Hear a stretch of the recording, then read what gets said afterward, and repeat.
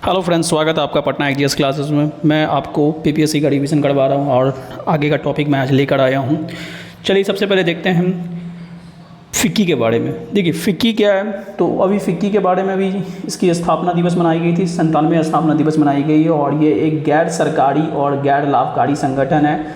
इसकी स्थापना 1927 में हुई थी और इसका मुख्यालय नई दिल्ली के अंदर आता है। 2011 में फ़िक्की ने अर्थव्यवस्था को, ये इंपॉर्टेंट है, 2011 में फ़िक्की ने अर्थव्यवस्था को नुकसान पहुंचाने वाली तस्करी और जालसाजी गतिविधि के खिलाफ समिति कास्केड, याद रखिएगा कास्केड फोरम की स्थापना की गई है। तो देखिए यहाँ से इंपॉर्टेंट क्वेश्चन ये बनता है कि अभी हाल ही में फ़िक्की ने कितनावां स्थापना दिवस मनाया था और इसकी स्थापना कब हुई थी, हेडक्वार्टर कहाँ है इसका, और ये एक और क्वेश्चन है कि कास्केड की स्थापना किसने की थी और क्यों की थी। अगला टॉपिक आते हैं हम लोग TSET 1A। देखिए TSET 1A क्या है कि अभी टाटा एडवांस सिस्टम लिमिटेड और सेटेलॉजिक्स ने अंतरिक्ष में TSET 1A की सफल स्थापना की घोषणा की है। अब क्या है TSET 1A, जिसको टाटा सैटेलाइट्स वगैरह के नाम से जब जाना जा रहा है।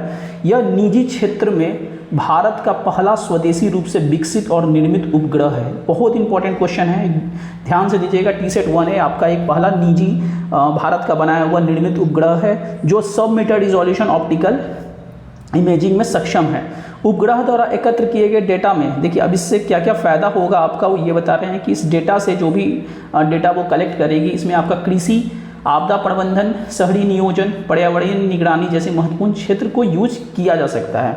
अगला है आपका करेन नृजाति। देखिए ये भी फेमस रहा है अभी हाल ही में। करेन नृजाति जो है वो म्यांमार के करेन प्रांत में रहती है, जो गुरिल्ला लड़ाकों ने दावा किया है कि शीघ्र ही थाईलैंड की सीमा से लगे एक प्रमुख व्यापारिक शहर पर अधिकार कर लेगी। तो करेन नृजाति अल्पसंख्यक के बारे में आप जान लीजिएगा कि ये म्यांमार से बिलोंग करते हैं। सो यहाँ से भी क्वेश्चन आ सकता है। अब देखिए एक सीडोम अभी हाल ही में चर्चा में रहा है। सीडोम क्या है, तो इजराइल ने पहली बार सीडोम रक्षा प्रणाली तैनात की है, ठीक है ना। तो क्वेश्चन ये बन सकता है कि सीडोम रक्षा प्रणाली किसने तैनात की है, तो क्वेश्चन आंसर हो जाएगा आपका इजराइल हो जाएगा। यह क्या काम करता है, तो देखिए यह काम करता है आपका उन्नत बैलिस्टिक, हवाई और सतही आधारित खतरों से रक्षा करने वाली प्रणाली है। मतलब अगर कोई देश अगर मान लीजिए अटैक करता है तो सीडोम एक ऐसी प्रणाली होती है जो उस सब से बचा सकती है। अब देखिए ये आयरन डोम एक रक्षा प्रणाली है, यह गतिमान हथियार प्रणाली तथा हवाई खतरों से भी सुरक्षा प्रदान करती है। चलिए अगला है आपका स्टार्ट कार्यक्रम। देखिए स्टार्ट कार्यक्रम क्या है कि यहाँ पर गुजरात विज्ञान और प्रौद्योगिकी परिषद ने को इसरो के अंतरिक्ष विज्ञान और प्रौद्योगिकी जागरूकता प्रशिक्षण स्टार्ट कार्यक्रम के लिए नोडल केंद्र के रूप में नामित किया है। इसके तहत क्या किया जाएगा, जो भी विद्यार्थी हैं उनको ऑनलाइन प्रशिक्षण दिया जाएगा। तो याद रखिएगा स्टार्ट कार्यक्रम को आरंभ करने वाला गुजरात स्टेट है और ये इसरो के अंतरिक्ष विज्ञान वगैरह से टेक्नोलॉजी से जुड़ा हुआ एक नोडल केंद्र है। अब बात करते हैं हम लोग IIT दिल्ली के बारे में। IIT दिल्ली ने क्या किया है कि मृदा अपरदन पर एक अध्ययन किया है, ठीक है। इसमें क्या हुआ है कि मृदा अपरदन की दर प्रति वर्ष 21 टन प्रति हेक्टेयर है। ये इंपॉर्टेंट है, एग्जामिनेशन के लिए ध्यान रखिएगा। सबसे अधिक मृदा अपरदन अगर पूछा जा रहा है तो ये भी आ सकता है कि ब्रह्मपुत्र बेसिन में सबसे ज़्यादा अभी मृदा अपरदन को नोटिस किया गया है। उसके बाद अगर महानदी और गंगा बेसिन का स्थान आता है। अब देखिए भारत में मृदा अपरदन की समस्या समाधान कैसे की जा सकती है, तो देखिए ये थोड़ा सा टफ क्वेश्चन हो जाएगा। तो एक आपकी संस्था है एकीकृत जल संभर वाटरशेड प्रबंधन कार्यक्रम, जिसको इंग्लिश में इंटीग्रेटेड वाटरशेड मैनेजमेंट प्रोग्राम के तहत कहा गया है। इसके तहत मृदा अपरदन की समस्याओं का समाधान किया जा रहा है। इसका देखिए मेन उद्देश्य क्या है कि मृदा, वनस्पति आवरण और जल जैसे प्राकृतिक संसाधनों में हो रहे क्षरण को रोककर उनकी पहली वाली स्थिति में लाना होता है, ठीक है। यहाँ से क्वेश्चन क्या आ सकता है कि भारत में मृदा अपरदन की समस्या को दूर करने के लिए कौन कौन सी संस्था कार्यरत है। एक है आपकी IWMP, दूसरी है आपकी देखिए IWDP है और एक और है आपका UNCCD, ठीक है। तो ये 3 संस्था है जो मृदा अपरदन को रोकने के लिए समस्या को भारत में काम कर रही है। अब देखिए ये IWDP होता क्या है, तो इसके बारे में है कि इंटीग्रेटेड वाटरशेड डेवलपमेंट प्रोग्राम। इस कार्यक्रम का उद्देश्य है कि बंजर और निम्नीकृत भूमि का उत्पादन में सुधार कर सकती है।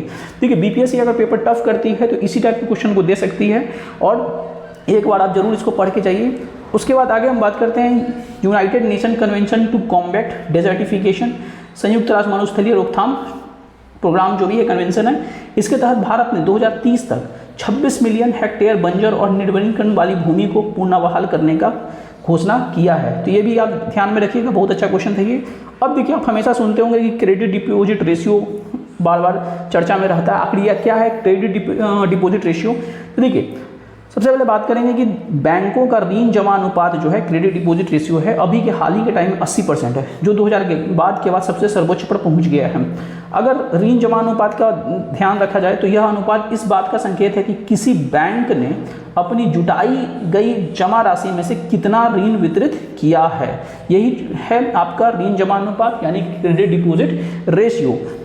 अब देखिए होता गया है कि यहाँ से ये क्वेश्चन ज़्यादा इकोनॉमिक्स में पूछा जा सकता है कि अगर उच्च ऋण जमा अनुपात इस बात होता गया है तो उच्च ऋण जमा अनुपात इस बात का संकेत है कि बैंकों के संसाधनों का बड़ा हिस्सा ऋण के रूप में वितरित किया जाता है।